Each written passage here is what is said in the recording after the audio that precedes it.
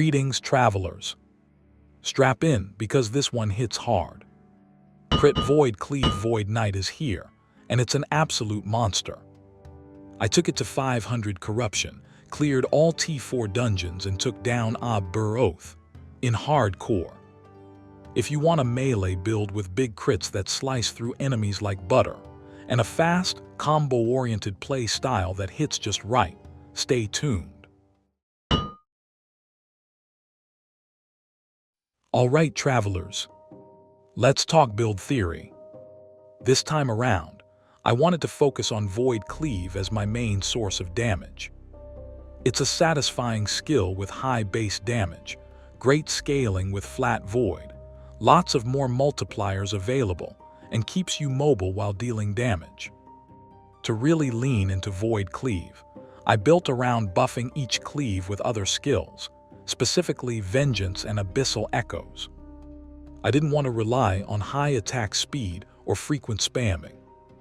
Instead, this build is about powerful, calculated strikes with massive crits. The result? A high-impact single-hit play style that's surprisingly effective, even in hardcore. Alright, travelers, let's break down the key nodes for each skill. First up, Void Cleave, our main damage dealer and the build's namesake. We take Gravity's Edge to massively increase the range, so we can hit more enemies per swing.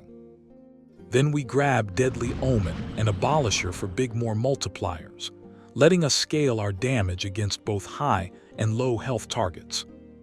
Crushing Echo adds a huge chunk of flat void damage, which is one of our primary scaling stats. And if we get an Echo, watch out. Precognition gives us base crit and makes it so we don't have to worry about dodge at all. And finally, Riftmaker adds even more crit chance, pushing us toward reliable, consistent crits. Next, Vengeance. We're not using this for damage. It's here to buff our next Void Cleave. The Abyssal Retribution node is what makes this worth using, giving us a more multiplier after we use it. The rest of the tree is negotiable. You could also run multi-strike and spec into Nullifying Carve for similar results, but I didn't want to rely on attacking multiple times to get the full benefit. This build isn't about stacking attack speed, so I stuck with Vengeance for a cleaner rotation. Next up, Abyssal Echoes. Again, not a damage skill in this build, just a buff. We take Void Supremacy, which adds a huge more multiplier to our next Void Cleave, and Embrace the Darkness, which gives a secondary more multiplier. It's a strong synergy piece that really boosts our burst. Then we've got Anomaly. This is a pure support skill. It's used for cooldown reduction and crit chance. Swift Rest helps lower our cooldowns, so we can rotate through our combo more frequently. Decimation gives us bonus crit chance while inside the bubble. To make it actually usable, we grab Temporal Mastery so the bubble lasts longer, and Time Lord so it follows us, letting us stay inside for the full duration and keep the bonuses active. Finally, Devouring Orb. This is a passive skill in this setup. We never cast it manually. We trigger it through Abyssal Rush. It adds a bunch of utility. Void Adept gives us a nice more multiplier. Abyssal Judgment generates Void Essences which power up our Void Cleave and help us keep the mana flowing, and Rending Maw shreds enemy void resistance. If you're enjoying this off-meta build so far, I'd really appreciate your support. A like and a sub go a long way. They help fuel my drive to keep theory crafting, push further in hardcore, and share even more builds like this. And if you're looking for the full build planner with every single skill point, check out the pinned comment below. Alright, travelers, let's hit the key passives. In the base tree, we grab Valiant Charge to reduce Void Cleave's cooldown. Simple and essential. After that, everything goes into Void Knight. Void Corruption gives crit chance and crit multiplier. Mortal Cleave adds base crit chance. Temporal Velocity gives more cooldown reduction. Woe adds void penetration. Singular Purpose gives a more multiplier and some defense. Void Well keeps our mana topped off so we never stall. And of course, we take every node that gives Echo chance, because more Echoes means more cleaves, more buffs, and more damage. Alright, travelers, let's talk about how this build actually plays. The rotation is simple, satisfying, and all about timing your buffs for one massive void cleave. Start with Anomaly. It gives you cooldown reduction and bonus crit chance.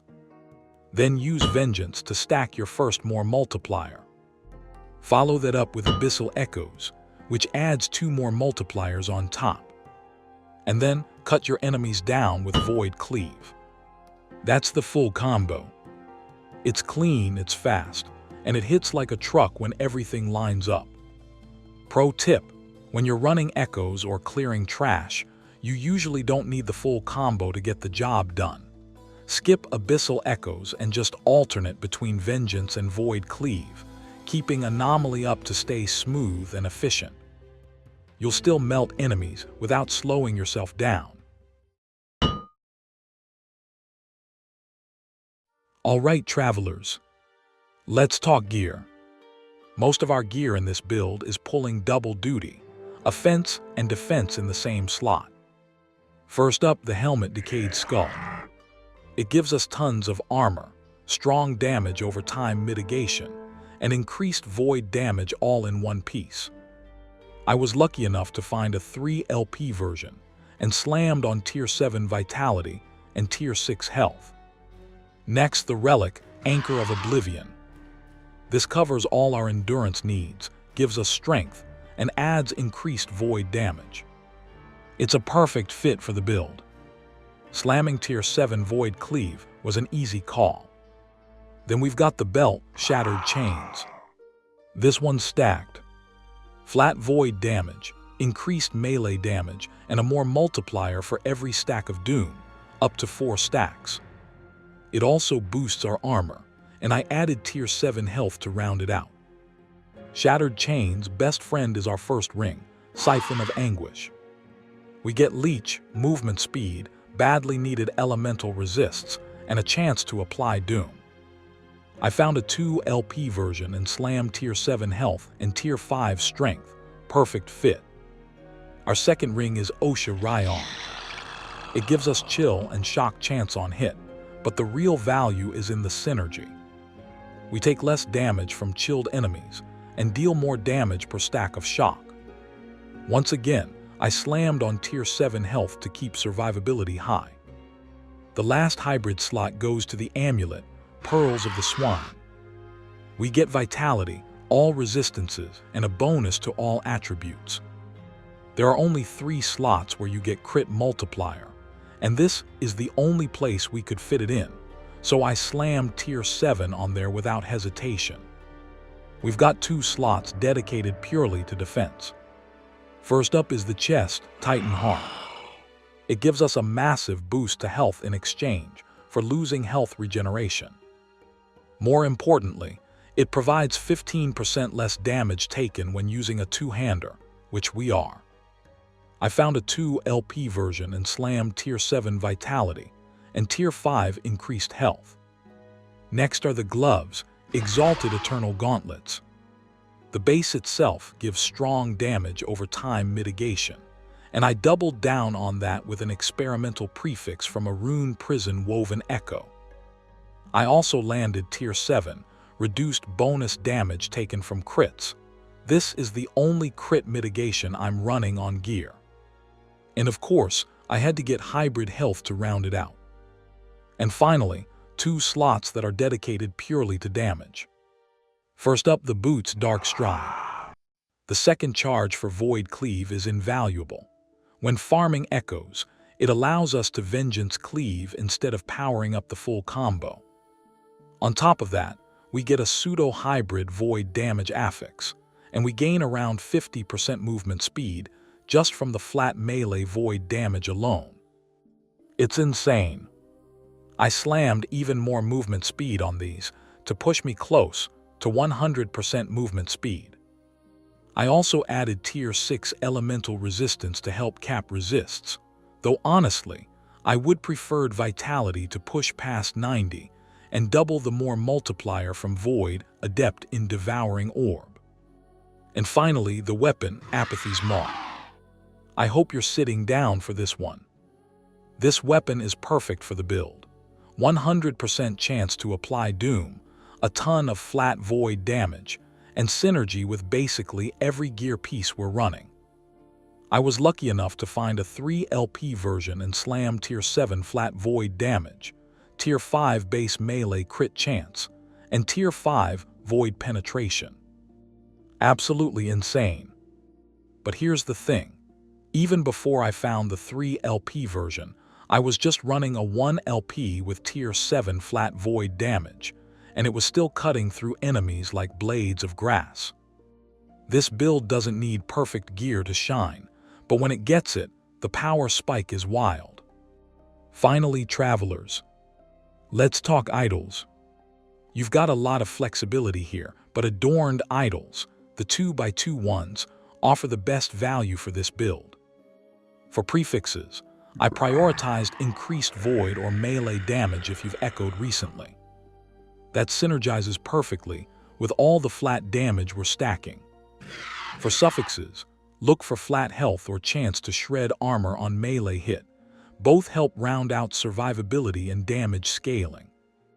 When it comes to weavers, we'll affixes on adorned idols. Here are the key ones to watch for.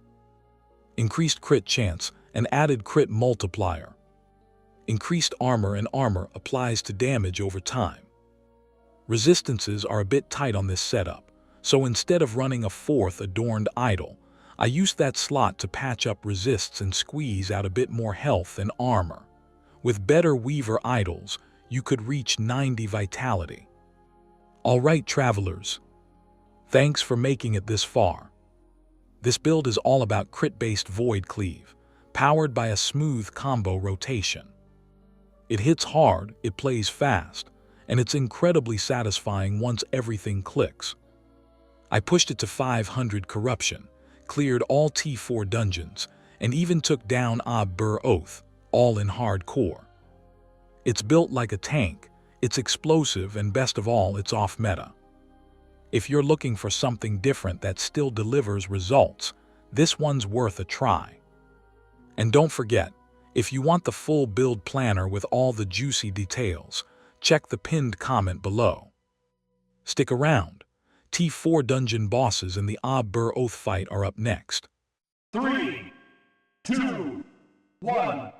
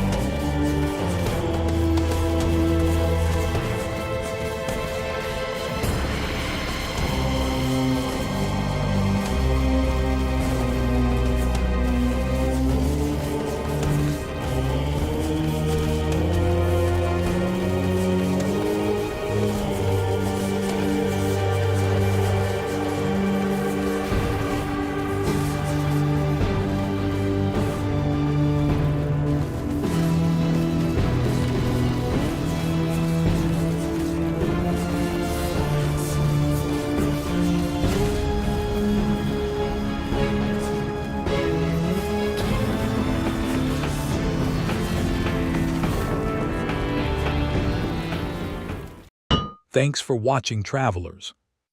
Until next time, good luck and stay safe.